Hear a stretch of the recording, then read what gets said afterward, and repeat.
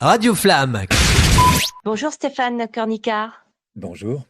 Merci de m'accorder cette interview pour Culture B sur Radio Flamme. Félicitations d'abord Stéphane pour ce deuxième trophée de la voix off internationale de l'année. Je dois corriger. En fait, c'était pas voix off internationale. C'était parce qu'il y a la catégorie internationale qui est la catégorie non anglaise. C'est en fait Outstanding Body of Work, Best Voiceover. Moi, j'ai décidé d'entrer dans la catégorie anglaise. Ce qui est quelque part un plus grand prix parce que, en fait, je suis en compétition avec des voix américaines et anglaises. Donc, pour un petit gars de Cosqueville, c'est plutôt pas mal. Oui, parce que votre langue maternelle, c'est le français. Oui. Et ça veut dire que vous êtes au même niveau que vos pères dont la langue maternelle est l'anglais. Plus haut, puisque j'ai gagné. Bravo, chapeau. Bien sûr, mais alors, comment avez-vous fait? Parce que c'est un chemin absolument incroyable alors moi je prononce Coqueville, Coqueville dans la Manche jusqu'à LA, Los Angeles pour votre remise de prix. Que s'est-il passé? Comment avez-vous débuté votre carrière en tant d'acteur voix? Alors, le début de la carrière, ça a été en fait une carrière d'acteur, vraiment. Donc, de travailler dans le théâtre, beaucoup d'abord, et puis ensuite dans la télé et au cinéma en tant qu'acteur visuel. Et puis, à un moment, une réalisation que, en fait, je n'aimais pas particulièrement, l'attente. Or, quand on fait du cinéma ou de la télé, 90%, c'est de l'attente. On attend constamment. Alors, moi, j'aime peu ça. Donc, en fait, je me suis rapidement tourné vers les métiers de la voix. Et j'ai eu la chance de passer une audition qui était pour le Cartoon Network. Ils m'ont choisi comme voix d'antenne du Cartoon Network. Et ça a été vraiment le gros début de ma carrière parce que j'avais trouvé mon nid, j'avais trouvé mon île secrète où en fait je pouvais continuer à être absolument moi-même, mais sans l'attente. Quand on me faisait venir en studio, on me faisait travailler. Je repartais au bout d'une heure, 2 heures, 3 heures, mais il n'y avait que moi qui bossais pendant ces 2, 3 heures-là.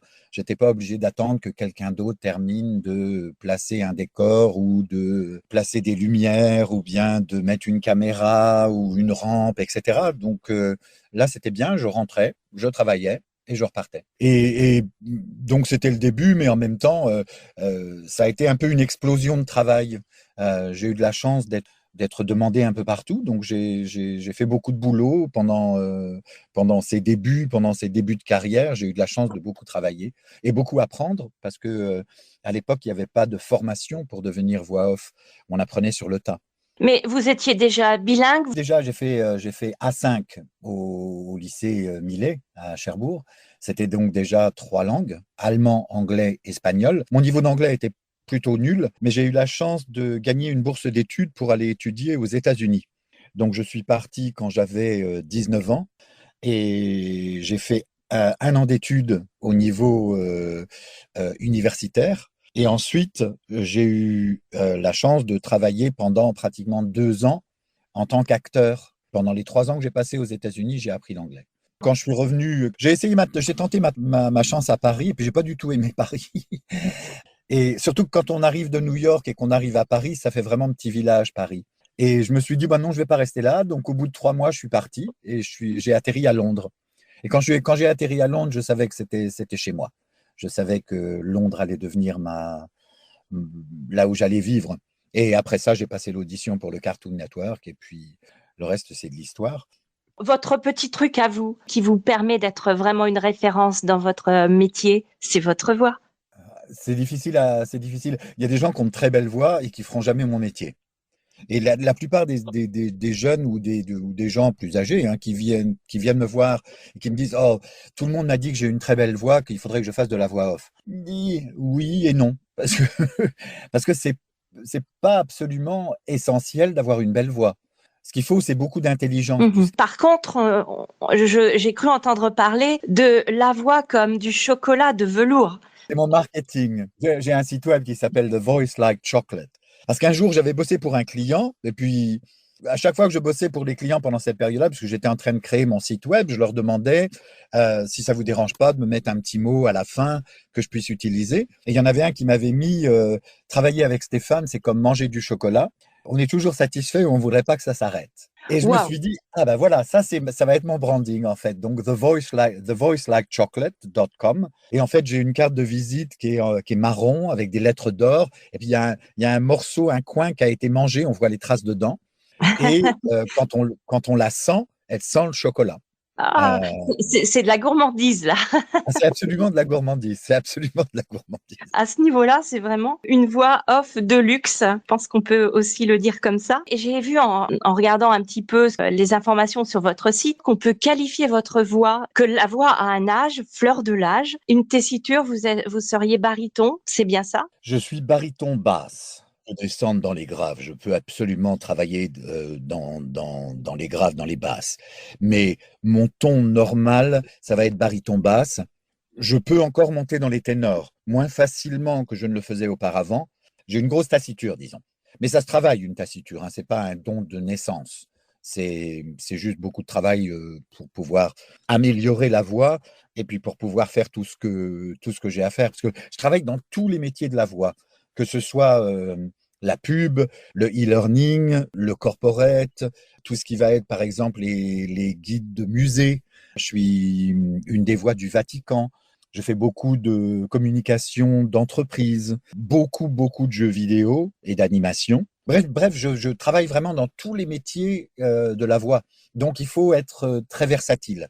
Il faut avoir une bonne tessiture de façon à pouvoir faire tout ce qu'on nous demande. On ne sait jamais ce qu'on va faire lorsqu'on arrive en studio. La plupart du temps, on n'a jamais le script à l'avance. Par exemple, la dernière fois que je suis allé au travail, j'ai été obligé de faire les 8 personnages de bouteilles de produits nettoyants. En fait, c'était des produits de nettoyage et ils avaient fait un espèce de soap opera. Je ne sais pas comment on dit en français un soap opera. Trop belle la vie. Enfin, c'est ce genre de truc-là. Oui. Voilà, donc un peu les telenovelas. Et en fait, ils avaient fait ça avec des produits de nettoyage où je crois que c'était Calgon qui avait tué Sif ou quelque chose dans le genre. Et en fait, je devais faire les 8 personnages, y compris les personnages féminins. Puis c'est très rigolo, c'était très. Donc voilà. Donc je n'avais jamais vu le script auparavant. J'arrive en studio et on me présente un script où je dois faire 8 personnages dans un espèce d'enquête meurtrière qui se passe dans les bas-fonds d'une cuisine. Ça doit pas être évident parce que là, il faut que vous puissiez créer la voix d'un produit ménager. Ah oui, mais c'était marrant. Donc j'en avais plusieurs. Il y en avait un qui parlait comme ça. Il y en avait un qui était, c'était l'inspecteur. Il parlait comme ça. Il y en avait un qui était beaucoup plus dans ces eaux-là, un peu millénaire, un peu voilà. Et puis par contre, il y avait la jeune première qui elle parlait un peu comme ça parce que bon, elle n'en avait pas grand-chose à faire.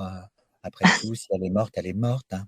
Je me posais la question quand vous me parlez, Stéphane Kornica. Vous n'avez absolument pas d'accent anglais. Et quand vous parlez en anglais, est-ce que vous avez encore conservé un petit accent français? Je peux le mettre et je peux l'enlever. En fait, je travaille en anglais, je travaille ou bien en anglais, RP, ce qu'on appelle le RP, RP. Ça veut dire Received Pronunciation. Et en fait, ça, c'est le Queen's English. Bon, enfin, pas tout à fait le Queen's English. C'est un peu moins huppé que le Queen's English. C'est ce qu'on appelle en fait le l'estuary. Oui. C'est très britannique, mais c'est un accent neutre. Éduqué, mais neutre. Mais je travaille aussi en américain, donc avec ce qu'on appelle nous le GenAm, c'est-à-dire General American. C'est américain, mais pas plaçable. On ne peut pas dire c'est du sud, du nord, Boston, New York. Non, c'est générique. Et puis, il y a un troisième qui est en fait un hybride des deux et qu'on appelle le transatlantic, qui est un accent qui n'existe pas vraiment, mais qui a été créé pour les besoins de la télévision, l'animation, les jeux vidéo. Et en fait, c'est une espèce d'accent américain mais qui est légèrement plus anglicisé. Well, if I were to give you an idea of what transatlantic would be, it would be sort of here. It is not quite American, but it is not quite British either. Donc, en fait, c'est un peu entre les deux. C'est entre l'anglais américain et l'anglais britannique. Mais je fais aussi beaucoup d'accents. Donc, par exemple, un des derniers rôles que j'ai fait pour un gros jeu vidéo, c'était en anglais avec un accent russe. Ah oui, quand même. Stéphane Cornicard, j'aimerais bien que vous puissiez me donner un exemple de votre voix lorsqu'il s'agit de cartoons, de dessins animés. It's not that difficult to do, you see. I could just go on and on and on, but I could go from here or to there and then go back to about here. C'est vraiment une question de placement. Ouais, c'est ça, de placer sa voix et puis de prendre en fait un personnage. Et à partir du moment où on a le personnage, eh bien le reste suit. On n'a même plus besoin d'y penser. C'est comme si on suivait une trace. On a juste à improviser ce qu'on va dire, mais le reste du temps, on n'a même pas à y réfléchir. Ça sort tout seul. Stéphane, quelle est votre anecdote la plus décalée dans l'exercice de votre art? Alors, c'était pas vraiment dans l'exercice de mon art, puisque c'était en fait en tant qu'acteur, quand je tournais sur Il faut sauver le soldat Ryan de Spielberg. Bon, c'est une petite anecdote rigolote, mais qui, moi, m'est absolument restée, parce que c'est Steven Spielberg qui le disait. En fait, on était en train de tourner, et j'avais dans le film, j'ai une petite fille. Elle avait 8 ans ou 9 ans à l'époque. En fait, pendant le tournage, moi j'étais à côté d'elle et puis elle a dit à Steven Spielberg, elle a dit, je suis une actrice. Et puis il y a Steven Spielberg qui l'a reprise en disant, ah non non non, tu n'es pas une actrice, tu es une petite fille qui fait du cinéma aujourd'hui. Stéphane, c'est un acteur. Et rien que ça, je pense que ça va me rester toute ma vie. Sur mon lit de mort, je raconterai encore ça. Steven Spielberg m'a dit que j'étais un acteur. Quelle est la prestation dont vous êtes le plus fier, Stéphane Cornicard? Je pense qu'il va s'agir en fait du personnage un personnage dans Plague Tale, qui d'ailleurs est un jeu français. Donc c'est un jeu vidéo français qui s'appelle Plague Tale. Et je jouais le personnage du chef de l'Inquisition, Vitalis. Et en fait, c'est un vieil homme qui est pratiquement mourant. Et donc, il a tendance à parler comme ça, sa voix, elle est comme ça. C'est aussi un des personnages les plus cruels et les plus infâmes que j'ai jamais joué. Parce qu'il va souffrir en fait en buvant du sang, enfin, en utilisant le sang d'un jeune garçon. Donc, il arrive à survivre. Mais au même moment, il est possédé par une entité. Et donc ça, c'était vraiment un truc qui était intéressant parce que plus on progresse dans le jeu, plus Vitalis, qui donc normalement parle comme ça et qui a du mal à parler, et parce qu'il est possédé par cette entité, de temps en temps, il y a la voix qui change et qui devient beaucoup plus possédée et beaucoup plus grave. Je vais revenir sur la cérémonie à Los Angeles de remise, de remise de votre prix. C'est la Society of Voice Arts and Sciences qui vous a remis ce prix, c'est bien ça? Oui, c'est ça. SOVAS, SOVAS, on les appelle. En fait, c'est l'équivalent des Oscars de la voix. J'ai vu que vous avez prêté votre voix, même votre image, dans un clip pour la Cité de la Mer à Cherbourg, en Cotentin. Oui, on a fait ça il y a un mois, même pas un mois. Oui, c'était une expérience extraordinaire aussi, ça. Une équipe très, très sympathique, basée à Caen. Et ça fait un moment que je suis en contact avec eux parce que vraiment, j'aimerais bien travailler plus dans la région normande ou pour la région normande. Quelle est votre actualité, Stéphane Cornicard, pour cette nouvelle année? Oh, plus haut, plus loin. Des boulots plus intéressants, meilleurs. Il y a peut-être un projet théâtral qui va se faire peut-être sur Cherbourg. En fait, j'ai fait une lecture du roi qui voulait voir la mer pour la Fastnet. Et Gérard de Cortanze, c'est l'auteur. Eh bien, il a écrit en fait une pièce à partir de ce livre-là. Et on est pour l'instant dans les balbutiements des pourparlers, pour pouvoir peut-être monter cette pièce, ou auquel cas je jouerai Louis XVI. Et c'est une pièce avec un seul personnage, avec un seul acteur. Donc là, pour l'instant, on est en pourparlers pour ça. Je ne sais même pas si j'ai le droit d'en parler, mais bon, de toute façon, je l'ai fait, donc je l'ai fait. En tout cas, c'est un sacré challenge parce que sur scène, un rôle de cette ampleur, c'est un défi presque. Oui, mais je pense que ça sert à rien de s'allonger et de s'endormir sur ses lauriers. Tout ce qu'on a, c'est on a des rides au cou et on a des lauriers fripés. moi, j'aime bien l'idée de sortir de cette zone. Et puis, encore une fois, à mon âge, on n'a plus vraiment grand-chose à perdre. Je veux dire, ça va pas faire ou défaire ma carrière. Ma carrière, elle est faite. Ma carrière, elle est là. J'ai juste envie de faire des choses plus intéressantes que je n'ai fait dans le passé. Encore plus intéressantes, parce que j'ai fait des trucs très, très intéressants, mais encore plus intéressantes. On est mort longtemps, hein. On est mort très longtemps.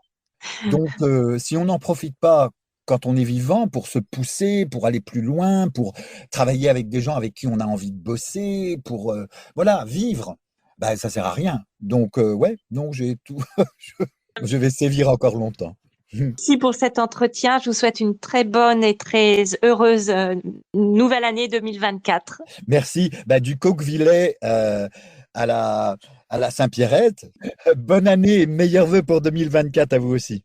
Merci beaucoup. Et à tous. C'était très agréable de vous avoir en ligne, Stéphane Kornica. Radio Flamme